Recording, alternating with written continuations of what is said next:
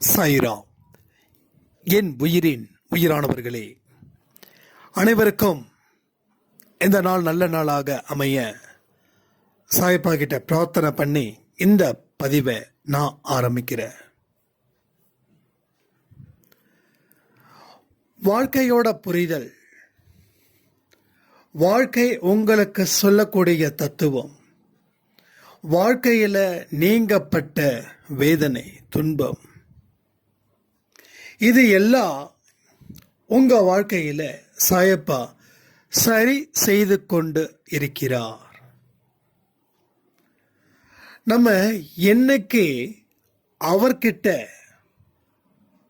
நம்மளை ஒப்படைச்சோமோ அந்த நாளில இருந்தே அவருடைய உழைப்பு அப்படின்ற ஒரு விஷயம் தொடங்கிவிட்டது. வாழ்க்கையில இவ்வளவு நாள் நான் அழுத கண்ணீருக்கு எனக்கு எந்த இடத்துலையும் பலன் இல்லாம போச்சேன்னு நீங்க நினைக்கிறீங்களா? குறிச்சு வச்சுக்கோங்க.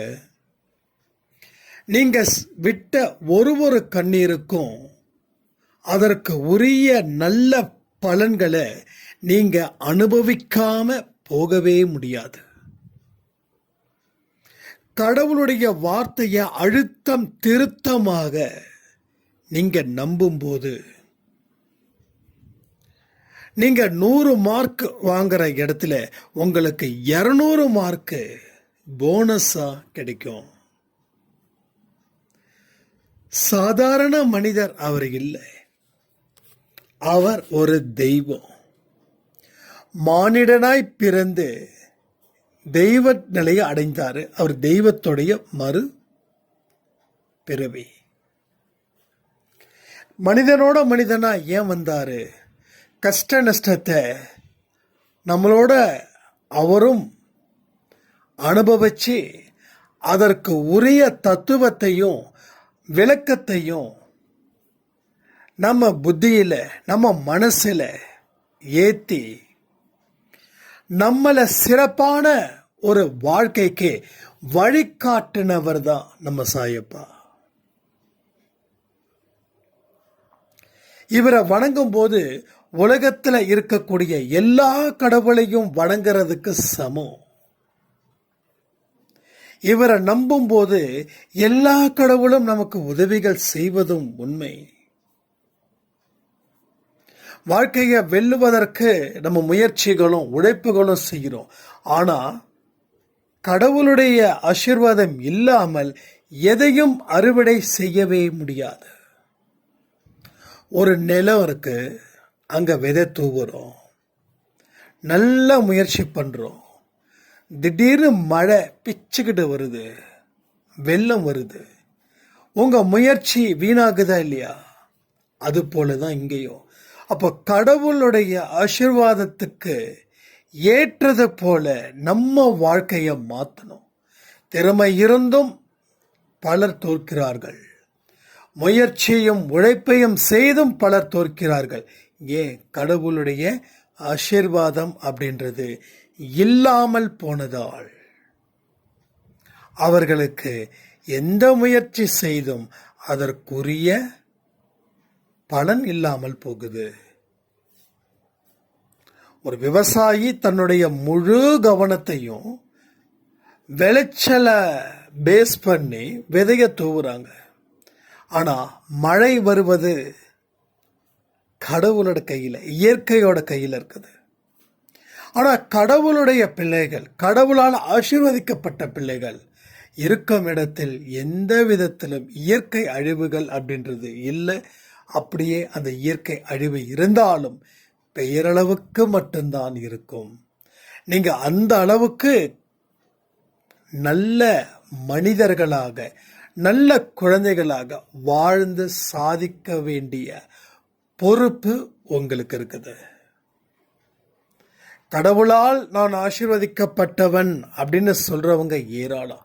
உண்மையாகவே கடவுளால் ஆசீர்வதிக்கப்பட்டவர்களா? இதுதான் கேள்வி. அந்த கேள்விக்கு உங்க மனசாட்சி ஆம் என்று பதில் சொல்லணும். அந்த அளவுக்கு நீங்க எந்த இடத்திலையும் உங்க மனசுல கெடுதலை நினைக்கவோ அதை விதைக்கவோ கூடாது. ஒரு டைமில் கெடுதலை விதைச்சிட்டிங்கன்னா அந்த இடம் ஃபுல்லாகவே கெட்டு போனதே முளைக்கும். அது நம்ம வாழ்க்கைக்கு கெடுதலாகவே வந்து முடியும். ஸோ இனி அந்த நிலையில் நாம் இருக்கக்கூடாது. கடவுளுடைய ஆசீர்வாதம் பெற்றவர்கள் அப்படின்ற ஒரு மன உறுதியுடன் இந்த நாளை நீங்கள் தொடங்க வேண்டும். நான் கடவுளால் ஆசீர்வதிக்கப்பட்டவன், நான் கடவுளால் ஆசீர்வதிக்கப்பட்டவன், நான் கடவுளால் ஆசீர்வதிக்கப்பட்டவன். இந்த வார்த்தையை திரும்ப திரும்ப திரும்ப சொல்லும்போது என்ன ஆகுது தெரியுமா? தீய எண்ணங்கள் நம்ம வாழ்க்கையில வராது. தீய எண்ணங்கள் நம்ம வாழ்க்கையில வரலன்னா தீய செயல்களை செய்ய மாட்டோம். தீய செயல்களை செய்யலைன்னா கடவுளுடைய ஆசீர்வாதத்தை சிந்தாமல் சிதறாமல் பெற முடியும். ஸோ இன்னைக்கு இருக்கக்கூடிய வாக்கு தத்துவம் என்னது? நான் கடவுளால் ஆசீர்வதிக்கப்பட்டவன், நான் கடவுளால் ஆசீர்வதிக்கப்பட்டவன். அதை நம்ம மனசு நம்புற அளவுக்கு நாம செயல் புரிபவர்களாக இருக்க வேண்டும். இந்த நாள் முழுக்க எப்படி இருக்கணும்? கெட்டதை நினைக்க கூடாது. கெட்டதை நினைச்சோம் அப்படின்னா கடவுள்கிட்ட உடனுக்கு உடன் மன்னிப்பை கேட்க வேண்டும். கடவுளே, இந்த மாதிரி ஒரு விஷயத்தை நான் நினைச்சிட்டேன்ப்பா, என்னை மன்னிச்சிடுப்பா, என்னை தண்டிச்சிடாதப்பா. நான் பாவத்துக்கு பயந்தவன், பாவம் என் வாழ்க்கையில இருக்கிறதால இந்த துன்பத்தை என்னால சுமக்க முடியல. எத்தனையோ பாவங்கள் செய்து இந்த துன்பத்தை நான் அனுபவிக்கிறேன். இனியும் அந்த மாதிரி பாவத்தை நான் செய்யக்கூடாது. இனியும் துன்பத்தை நான் அனுபவிக்க கூடாது. என்னைக்குமே உன்னுடைய குழந்தையா இருந்து வாழ்ந்து மறைவதுதான் எனக்கு நல்லது. நீங்க எப்பப்பெல்லாம் கெட்ட எண்ணங்கள் உங்க மனசுல வருதோ அப்பெல்லாம் கடவுளுக்கு பயப்படுங்க. கடவுளுக்கு பயந்தாதான் நம்ம பிறருக்கு பயம் இல்லாத ஒரு வாழ்க்கையை வாழ முடியும். கடவுளுக்கு பயம் இல்லைன்னா எல்லாரு பார்த்தும் நமக்கு பயம் வந்துடும். உண்மையா இருக்கிறவன் திமிராவே இருப்பான், பொய்யா இருக்கிறவன் பயந்து பயந்து இருப்பான். எங்க தன்னுடைய பொய்த்தனம் வெளிப்பட்டுடுமோன்னு. அப்போ அந்த நிலைமைக்கு நாம போகக்கூடாது. அப்போ நம்மளுடைய நிலைமையை நாம சிறப்பாக்கிக்கணும். கடவுள் நல்லவர்களுக்கு துணை நின்று அவர்களுக்கு தேவையான ஒட்டுமொத்த பாதுகாப்பையும் ஒட்டுமொத்த வளர்ச்சியையும் அவர் தருவார். என்னைக்குமே அவருடைய இடத்துல இருந்து நாம யோசிக்கும் போது நமக்கு பல விஷயங்கள் புலப்படும்.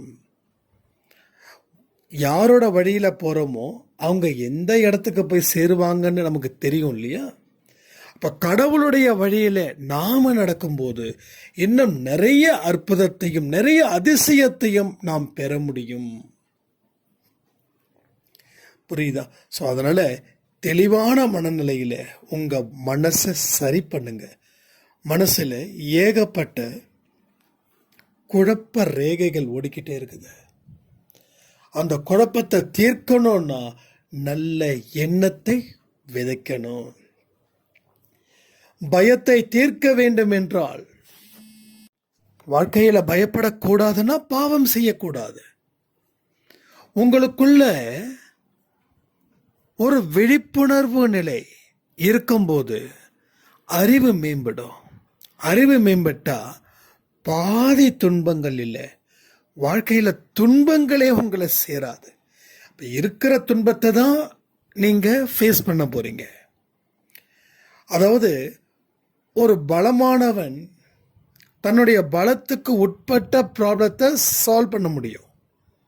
ஆனா அதை விட தாண்டி அவன் யோசிக்கும் போது அவன் பலகீனமா மாறிடுவான். அப்போ ஒவ்வொரு நாளும் செய்யக்கூடிய பாவங்கள் நிறுத்தப்படுகிறது என்றால் உங்களுடைய பலம் அதிகரிக்குது. அப்போ ஆல்ரெடி இருக்கக்கூடிய பாவத்தோடைய தண்டனையை தான் நீங்கள் ஏற்றுக்கொள்ள போகிறீங்க. ஸோ அது தண்டனையாகவே வராது, தண்டனையாகவே அது தெரியாது. ஸோ நாம் எல்லாரும் உழைக்கும் வர்க்கம் அப்படின்றத சொல்கிறோம். ஆனால் உண்மையின் பக்கம் நிற்பவர்களாகவும் நாம் நிற்க வேண்டும். உண்மை, நேர்மை, இதுதான் உங்களுடைய கண்களாக இருக்கணும். ஸோ இதன்படி இந்த வாழ்க்கையை இன்னைக்கு வாழுங்க. என்னப்படி, எந்த எண்ணப்படி வாழணும், எந்த எண்ணத்தின்படி வாழணும்? நான் கடவுளால் ஆசீர்வதிக்கப்பட்டவன்ற முறையில் இன்று கெட்ட எண்ணங்களை விதைக்கக்கூடாது, கெட்டதை பேசக்கூடாது, கெட்டதை நினைக்கக்கூடாது, கெட்டதை பார்க்கக்கூடாது. அதையும் மீறி பார்த்தாலோ நினைச்சாலோ செஞ்சாலோ கடவுள்கிட்ட நான் எந்த மாதிரி மன்னிப்பை கேட்கணும்னு சொன்னேனோ அந்த மாதிரி மன்னிப்பை கேட்டு உங்களுடைய ஆத்ம சக்தியை எந்த விதமான களங்கமும் அழுக்கும் இல்லாமல் பார்த்து கொள்ள வேண்டிய பெரிய பொறுப்பு இங்கே இருக்கக்கூடிய ஒவ்வொரு சாயப்பாவுடைய குழந்தைகளுக்கும் உள்ளதுன்னு சொல்லி, இன்றைக்கி யார் யாரெல்லாம் பர்த்டே, வெட்டிங் டே செலிப்ரேட் பண்ணுறாங்களோ அத்தனை பேருக்கும் சாயப்பாவுடைய அன்பும் ஆசீர்வாதமும் பரிபூர்ணமாக கிடைக்கணும்னு பிரார்த்தனை பண்ணி இந்த பதிவை நான் முடிக்கிறேன். ஜெய் சாய்ராம்.